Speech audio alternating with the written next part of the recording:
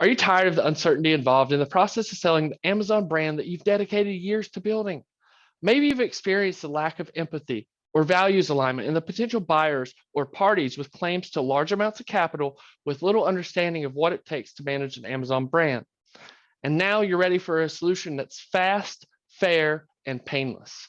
If that's you, then stick around for a few moments so I can show you exactly how to maximize the value and improve the experience of selling your Amazon brand by partnering with a world-class acquirer and operator for Amazon businesses. Hello, everybody, and welcome to Behind the Stone, the e-commerce mastermind show. My name is Robert Runyon, and I will be your host. This is the show where we take a deep dive and discuss hot e-commerce topics and share tips that allow decision makers to take their businesses to the next level. Today, I'm gathered with a very, very, very special guest, Zack from D1 Brand. Today, we're going to be talking about buying and selling Amazon businesses and how it will benefit our listeners and viewers. Zack, how are you doing today? I'm so excited to have you on the show. Yeah, really happy to be here, Robert. Thanks for having me on. I'm fantastic. Thanks for the invite. It's really exciting to be having a conversation about Amazon businesses, how we can partner with them, and then obviously all the awesome things about our partnership as well. So happy to be here. Zack, that brings up a really, really great point. So why exactly would an e-commerce brand want to sell their business? Yeah, it's a great question. I think, the really wonderful thing about the ecosystem and what Amazon has built and who participates in it is that, the folks all kind of come from all different backgrounds, right? And I think the thing that unites them is that they all have a pretty passionate entrepreneurial zeal. And so one of the coolest things about my job as sort of being the head of M&A at D1 Brands is that I meet people in all different walks of life, all different kinds of interests. And so I think, what you said up front it makes sense. And I agree with it where, people are kind of at a scale where they're ready to kind of go do the next thing, right? Where they've been operating this brand that they've built for a few years, really grown it into something valuable. They got something to be proud of. And now they're looking for someone to take it to the next level, trying to find somebody who has Amazon experience, who's capable and qualified to grow it, has the team behind it to back it up. And they go on and do all different sorts of things in the entrepreneurial realm. Some of them stay in e-commerce. Some of them, take the value that we provide them up front to kind of, maybe take some time off and a well-earned vacation. But it really just kind of runs the gamut. But everybody is sort of looking to get into that next venture. And we try to be that jumping off point because we're really excited to kind of help fund that next thing they're going to look to do. And so we see ourselves as almost like an accelerator of entrepreneurs in that sense, plus, taking over their livelihood and their brand that they've built and kind of nurturing and fostering it, just like we would with any of the brands that we've launched ourselves. Yeah, and like you actually brought up a great point there because there's a lot of different business brokerages, and there's differences between brokerages, acquirers, and operators themselves, right? So, which brings us right into our next point. So, what types of acquirers and Amazon operators are there? Can you really define the word third-party seller? Yeah, so it's a great question. The ecosystem is sort of starting to professionalize. We're really kind of early innings, right? And so right now we're seeing some certain kinds of types of buyers, types of sellers take shape. On the third party side, it's really kind of what Amazon has done to sort of launch all of these different entrepreneurs within their marketplace. So folks that have a partnership with a supplier, they've done the product development, they've built the brands, and now they're listed on Amazon. And really they're kind of in the game of trying to maximize for that kind of consumer demand. There's, it's only getting more competitive, right? So it's being a really strong operator, launching product, responding to customer feedback, taking that customer feedback and going and launching better products. All of that is in the playbooks of these third-party sellers, but really they're the owners of the brands. And then when they're ready to exit or ready to transition to the next thing, they go find an acquirer. And then that gets into your question about what different types are there. And, this has picked up a lot of steam. You see a lot of news articles about the different types of acquirers, folks raising capital. It's a little bit too early to tell what the different strategies are, but I know at least our strategy and what we've been been true to since day one is that we want to be the world's largest and best Amazon native acquirer and operator of e-commerce portfolio brands. So we want to build a portfolio built on the back of Amazon using our sort of, decade of experience operating on Amazon as the launching point and just sort of the aggregation of these brands that have already been established and found product market fit. That's the Amazon native piece. But you just don't know who else is going to launch a platform. Walmart's getting into the game. Amazon's already ahead of the race. We see these brands as being transferable because they're so quality and they've got so much goodwill built up amongst the consumer. A product that sells well on Amazon may just sell well on a Walmart platform, on an Etsy platform. E-commerce is really kind of in the early innings. And so we started on Amazon, but we're really excited to see how the ecosystem takes shape. So that's our playbook. The other kinds of acquirers, we'll see what their strategy is, but we've been Amazon native and true to that since our early innings. That's really cool. So what you're telling me is that D1 Brands is really taking an omni-channel approach, right? You might buy an Amazon business that's selling successfully on Amazon and then expand it to Shopify, WooCommerce, other selling platforms, right? Like Walmart, whoever the retailer is, right? Because if you have a successful presence on Amazon, you should be able to leverage existing demand and sell on other platforms successfully, correct? Yeah, that's the goal. It's there's different market dynamics with each of those channels that you mentioned, and certainly we're building out the capabilities and the team and the technology stack to be able to attack those markets. We want to meet consumers where they're shopping and where they are. Right now, where they're shopping and where they are is on Amazon, and that's what we've kind of grown up in, and that's what we feel like that we're the best in the world at. But there's no reason to think that other platforms might catch up. You mentioned D2C, the Shopify and the WooCommerces of the world. Those are a very, very particular use case. But if you can build a relationship with a customer directly, such that they're coming after your brand through your own site, we put a lot of different time and hire the right talent to be able to pursue that niche, because a really strong brand on Amazon has the potential to kind of develop a direct customer relationship as well. So we've been exploring that for a while now. We're really excited about that possibility. But right now, the Amazon is where the action is, at least for us, and that's what we've been focused on. And there's still a lot of room to grow as that whole platform grows. Yeah, that makes a lot of sense. So, let's connect the dots here, right? So, how does the entire process work from, acquiring or from being an acquirer to an operator? How does the process work for somebody that's selling their business or somebody who wants to get out of the game, right? Like how does that whole entire end-to-end process work working with D1 Brands? Yeah, I'm really happy you asked. I mean, I think it's something that we've been really working hard to demystify, right? Because we don't want there to be any sort of information asymmetry between buyers and sellers. We see ourselves definitely as more of a partner. The process actually at its base is pretty simple, right? So you have a brand and you basically said, hey, look, I've kind of either taken this to the extent that I want to take it to. I don't want to start hiring a huge team and achieving growth by managing people that used to do what I'm doing now. So I want to go find a good partner for my brand. So that's where we step in and say, hey, look, in a couple of days, once you give us information about the brand, we'll look at the storefront, we'll have a conversation with you. I personally just love to hear the origin story. Everyone got into the ecosystem differently, and it's really cool to see how people saw a product or saw a gap in the market and then attacked it by using Amazon. So there's always a cool story there. We try to understand that really well, try to understand the seller's needs really well. After that, if we find a way to kind of partner with them on terms that are amenable to them, give them fair value for what they've created, give them trust in us, because I think, folks want to see that their legacy continues on, right? We're not going to try to buy the brand and then put a D1 brand on it and now it's wiped from the face of the earth. Like, I think the sellers that we partner with are really excited to see what we do with their brand going forward. It's what they built. It's their legacy in a way. So we try to put a lot of time up front understanding that. And then, it's the trust building process. And it really only takes, from the time we agree on terms, 30 days to get closed. Once we're closed, we begin operating the business on day one. And so we like to stay in touch with the sellers and let them know how the business is doing, give them the update on what we're trying, what we're experimenting with. But we don't ask the sellers to stay involved in the business unless they really want to. We make that available to them, but we have a team in place, 75 plus globally, who all they do is operate on Amazon. And again, that's our strong suit. And so after 30 days, the sellers typically, take the cash that they've received. Occasionally there's a piece of it that has to do with our performance post close. Really depends on what the seller is looking for. And then they go do the next thing, and we cheer them on and try to help with their next venture as best we can. But that's generally the process from end to end. And we can be more specific about any different part of that, but it's a pretty simple thing at the end of the day.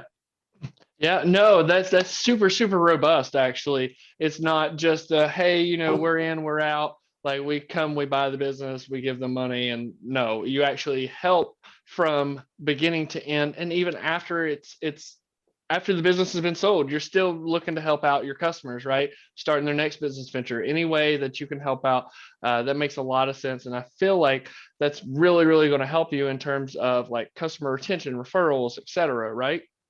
Absolutely. Absolutely. Yeah, no, the more awesome, positive experiences we leave on sellers, those who we partner with, or even those who we don't partner with, right? Like the better that we're going to do, because I think folks are going to, at the end of the day, rely on trust, right? There's going to be a lot of money that comes into the space with any new space that's attractive. A lot of money comes in. Some folks are professional and get it and want to and see it for the long term. And some folks are looking to maximize things for the short term. We understand that that's going to shake out, and we want to be one of the ones standing at the end because we've left so many good impressions on sellers. And like you said, there's a flywheel of referrals that come from that. Trusted partnerships. This is a pretty tight ecosystem, right? Like you and I know each other. Like everyone kind of knows each other in the same groups. And so I think the word of mouth marketing around who's a trusted partner and who maybe is in it for the wrong reasons, I think starts to separate those who are going to build lasting businesses within this space and those who might not. Yeah, and you actually hit on it too, right there. B2B is always, it's still an emotional buy, right? You always hit on those pain points, and it's about relationships, right? So if you can really, really, really drive on the emotions that people are going to feel both while they're selling their business, and after they're selling their business, right? Like if you're giving them an all around A+ experience, which obviously your clients have a tremendous experience working with you guys, it's amazing. But if you can nail those aspects down, like it's just going to be amazing, right? It's just going to continue to spread and grow all the referrals and leads that come in. So let me ask you this. How does that entire process of selling your e-commerce business or CPG brand work for the buyer and the seller? There's two different parties here, two different sets of processes. How does that process work? Sure. Yeah. So we can get a little bit more specific here. So from the seller's perspective, I think what I said originally still kind of stands, right? Like motivations can vary. I think obviously everybody wants to get a good price for what they built, right? And that's not lost on us. And so we want to make sure that everyone's getting the full value for the brand that they built. I mean, they've sunk years of their life, capital, worked around the clock to make this work. And we want to recognize that by the value that we're delivering to them. So that comes at close, right? And so the other things that might matter to a seller are, hey, I want to be involved post-closing with product development, right? I really like these parts of the business and I would like to continue doing that. But I don't really like supply chain or marketing or customer service and things like that. So sometimes we structure a relationship where we're letting the seller manage the parts of the business that they like to manage, and then we do the rest. Oftentimes the seller is ready to go do their next thing. But basically, we'll structure both the offer and the process around what the seller's needs are. And also, and this will get into a little bit of what the buyer would look for, right? And I can speak from our perspective. We're looking for really durable products that have, a high degree of customer loyalty as expressed through, the review counts on Amazon, the quality of the rating that they have on Amazon. We really look at this through an Amazon lens, right? But I think those same comments would apply to other e-commerce marketplaces as well. We're looking for things that are durable, that customers love. And, the goal for us post-close would ideally be to grow the brands. I mean, we've had tremendous success growing our brands post-close, anywhere from 2 to 3 times in the first year after an exit, just because we feel like we're really strong on this channel and we understand the Amazon ecosystem really well. And that'll come through product development, that'll come through more sophistication around advertising types and campaigns. Obviously, technology is a big part of this and using data. So a lot of our team is structured around that. And really, it's just do we find a brand that customers already love, that we can kind of keep delivering more value to them through various different ways, whether that's new products, a new marketing angle, a new place to buy by channel expansion. So those are the kinds of brands that we really look for as a buyer, things that are ripe for growth in those avenues, but really already have a strong base because the seller, the founder of the brand has just really got that fire burning really bright on Amazon and is ready to move on to the next thing. And we want to kind of continue, adding fuel to it. Yeah, no, again, like you are on top of this, like 100%, and actually transitions us right into the next thing I was going to talk about. We've talked about your team of 75 plus people. You've talked about buying, selling e-commerce brands. But one thing I want to ask you is, how is D1 Brands positioned to help e-commerce brands grow and thrive in the marketplace? Sure. Yeah. So the thing to keep in mind with at least how we're structured is when we're kind of coming in and delivering the value that we feel like we're exceptionally qualified to deliver, it's in the context of, either a majority or a 100% acquisition of a brand, right? So we're acquirers as well as operators. So, and that's not to say that we don't launch our own brands and things like that, but that's another strategy of our growth. So on the acquisition side, at least that's related to my day job and what I'm somewhat qualified to talk about is that when we buy a business, we put together a growth playbook. And so what we're trying to do is just like, what's the nature and the DNA of this brand, and where are the most actionable avenues for growth? There's usually things involved in every single brand that if a single person is operating it, you just can't stay on top of all of it. And it's only getting more complicated on Amazon. Advertising is getting more competitive. The way Amazon manages your performance on your supply chain, particularly if you're leveraging FBA, which is what we recommend and what we target in our own portfolio. There's just a lot to manage. And so there's little tweaks that if you have a large enough team with enough sophistication, enough experience on Amazon, that you can make sort of day one and really within the kind of the first 30 days as we get our arms around the brand once we own it. And then the growth playbook after that kind of looks different depending on the brand. So what we try to do is, we sort of mimic Amazon's hyper focus on customer experience. So we don't want to be penny wise and pound foolish when it comes to pricing, when it comes to, customer service or returns policy. We want to maximize customer value because that's how the platform is really set up from day one. Amazon wants to be a marketplace where customers have an excellent experience, where they come with a product they have in mind, they search for the product. We obviously want to be the product that they see that when they purchase it from us delights them. And so that's what we're kind of looking for. And so usually the brands that we purchase kind of have that already in place. But if there's work to be done, that's where we structure our first couple of months post acquisition of getting the brand correct, getting the creative correct. We have a fantastic creative team that really tries to understand what the customer psychology is behind the purchasing decision, which varies across our portfolio. We're in more than 150 subcategories. We've acquired more than a dozen brands at this point. So our reach in terms of customer psychographics is getting more and more broad. So that means we can't just have a one size fits all model. We have to really understand the brand that we're buying, who we're partnering with, and then put the resources within the company that we have today into the right channels to be able to maximize the growth that makes sense for that brand. So that's how we approach sort of the value that we add post acquisition to a company, to a brand that we purchase. And that's perfect. Like working with a ton of different brands, and working with a ton of different sellers, et cetera. Like, what do you see are some of the biggest fail points for these types of brands whenever they go to sell their businesses? Yeah, it's it kind of harkens back to what I mentioned before, where the space is moving so fast. There's a lot of capital coming into the market, at least on the acquisition side. And I think, and also, the majority of the entrepreneurs and founders that I speak with, some of them have experience selling businesses before, and they're serial entrepreneurs, and some of them are really, really awesome product, operations folks. And so they don't necessarily have the context around what questions should I be asking the acquirer? And I think just like every brand isn't one size fits all, not every acquirer is one size fits all. And so one of the things recently that we've heard is a big pain point for sellers is, we thought we had an agreement, and I was, really excited to kind of realize the value for what I've created. But it turns out the capital wasn't available, or the diligence process post, signing of what's called an LOI, a letter of intent, the agreement between the buyer and the seller. The diligence process wasn't tight enough, so it took a really long time. We actually couldn't get there. There's nothing more exasperating than thinking that you're going to sell your business for a price and for terms that just blow you away and make you excited, and then realizing that that's not actually going to be the case. So I think that's a big fail point for sellers, is just making sure that who you partner with, when they put their signature on a piece of paper and said, here's what we're going to do and here's what we're going to partner with you, barring any sort of catastrophic, something that happens in this, in this window between that and when you close, which is why we try to make the window as short as possible. You just really want to make sure that they're going to be there for you at the end of the day. And also not just at the end of the day, but also post-close, right? What I was talking about. We want to continue to be in contact with the folks we partner with. These are their brands, these are their babies.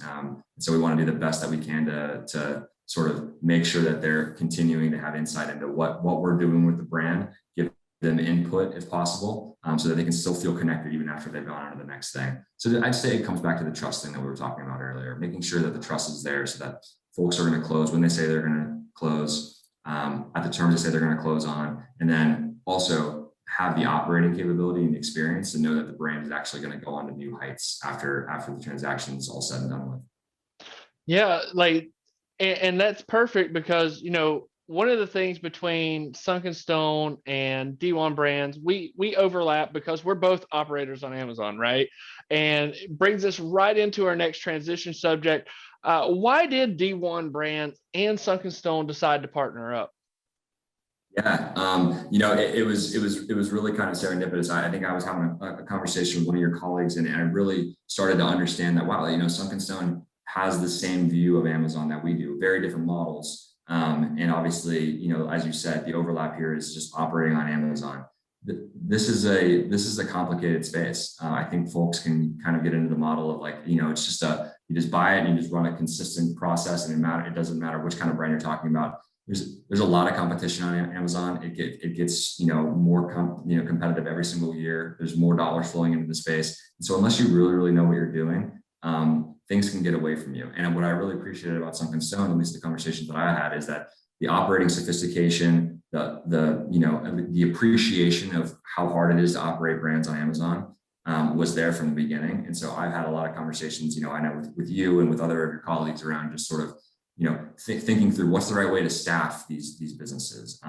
What's the best strategy around marketing versus, you know, like staying in stock versus when do you change price? All of these kind of like conversations, decision points that go into, you know, running a successful business in a space that we're sort of creating right now, right? There's not really a set playbook for this. This industry is relatively new. And so having those conversations initially with Sunken Stone around trying to figure this out were really encouraging. And so I think, as you know, referral partners, as well as just kind of thought leaders within the industry, I think the more folks like Sunken Stone that kind of come up through the channel and get exposure on media and get, you know, leave really good impressions on their clients, the more professional the space is going to get, the better experience everyone's going to have. And so those are the impressions that I got early on. And like I said, early days of the partnership, but it's been fantastic so far. That is absolutely amazing, Zach. So let me ask you this. If somebody that's watching this or listening to this right now, if they wanted to get into contact with D1 Brands and they wanted to sell their business or start looking at like getting an evaluation, right? How would somebody get in contact with you? Yeah, so I would say definitely you check out our website. You know, so d1brands.io. And so there we have a landing page for folks to sort of submit a couple of pieces of information about their brand. It'll come to me, it'll hit my inbox. I think while we've been talking, I've gotten a couple of them. And so and that's the best part of my job is just to kind of understand someone's brand, have an initial conversation with them, understand what's important to them. So I'd say go to the website and check us out first. Make sure that, you know, what you see there and who we say we are is something that you might be interested in. And then if you want to have a conversation with us and me, you know, me and the rest of my team, our operators as well, you know, just send us a note and we'd be more than happy to have an initial conversation. Yeah, so if you want to check out Zach and the whole D1 Brands team, there's going to be a link in the description box below this video to go to d1brands.io. There's also going to be a link in the description box below this video to email the acquisitions team, which that's going to be acquisitions@d1brands.io in the description box below this video. Zach, I do appreciate you being on the show with me this morning. But in closing, I just want to say a couple of different things. So D1 Brands is a global operator of e-commerce brands focused on the FBA channel. As a team of Amazon native operators, D1 is uniquely equipped to partner with founders, making a fantastic value and home for the Amazon brands they've built. With a team of 75 plus Amazon focused operators, a global operating infrastructure, and a dedicated team of acquisition professionals, D1 Brands is the ultimate partner to have when selling your Amazon business.